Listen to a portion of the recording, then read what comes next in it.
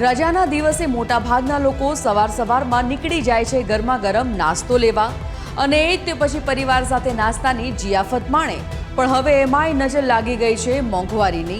આ શબ્દથી જ આપણા ચહેરા પર કંટાળો, ગુસ્સો, નિરાશા, ઘણા બધા ભાવ આવે.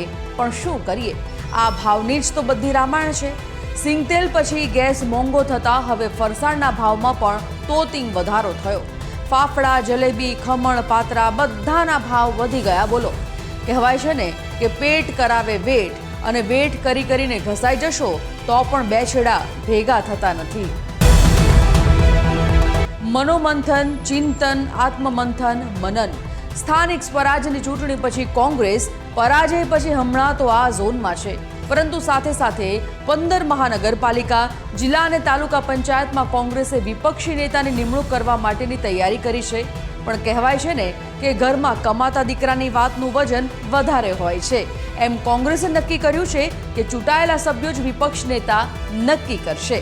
પ્રદેશ કોંગ્રેસ નેતાઓ વિપક્ષ નેતાની નિમણૂકમાં માથું નહીં મારે. ભાઈ, હવે વટ મારશે જીતેલા સભ્યો. પણ ચલો, તમે ખુશ થાવ અને નિર્ણાયક બનો એ બધાની સાથે આશા રાખીએ કે વિપક્ષને એટલો મજબૂત બનાવજો કે જનતાનું કંઈક ભલું થાય.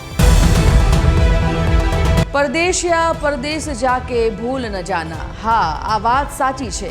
પરદેશમાં રહીને પણ વતન પ્રેમ હોય તો ઘણું બધું કરી શકાય. અને એમાં જો સરકારી સહાય મળે તો સોને પે સુહાગા. ચલો સમજાવું. રાજ્ય સરકારે વિદેશમાં રહેતા વતનપ્રેમી દાતાઓ પોતાની માતૃભૂમિ માટે કંઈક વિકાસના કામમાં સહયોગ થાય તે માટે વતનપ્રેમ યોજના બનાવી, જેમાં 60% રકમ દાતા અને 40% રકમ રાજ્ય સરકાર આપે. જે રકમ પોતાના જ ગામના વિકાસ માટે વપરાય. પણ અહીંયા ભગવાન જાણે શું થયું, પ્રચારના અભાવે કે શું, પણ આ યોજનાની વાત વિદેશ સુધી પહોંચી જ નહીં. અને જો ક્યાંક પહોંચી હશે તો પછી વિદેશમાં વસતા ગુજરાતીઓને વતનની યાદ નથી આવતી. એમાંયના ગામનો વિકાસ થયો અને કરોડોની ગ્રાન્ટ પણ પડી રહી અલગ.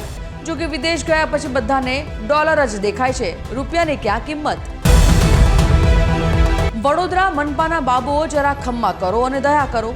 પ્રજાની સુવિધા સાચવવામાં ક્યાંક પ્રજા જ તાહીમામ છે. તમે તો ઓર્ડર આપીને છૂટી જાઓ છો, પણ બિચારી જનતા ભોગવે છે. વાત એમ છે કે વડોદરામાં પાલિકાએ 80 લાખના ખર્ચે ધૂળ સાફ કરવાના મશીનો મંગાવ્યા. પણ અહીંયા તો મશીનોએ જેવું સફાઈનું કામ ચાલુ કર્યું કે ધૂળની ડમરીઓ ઉડવા લાગી અને રોડ પર વાહન ચાલકોને દેખાતું પણ બંધ થઈ ગયું. એટલું પ્રદૂષણ. વહાલા, તમે ઠેકાણે કંઈ કામ કરો તો સારું, બાકી આ રહેવા દો. તમારા ભોગે કોઈનો જીવ ન જાય, બસ આટલી દયા કરજો.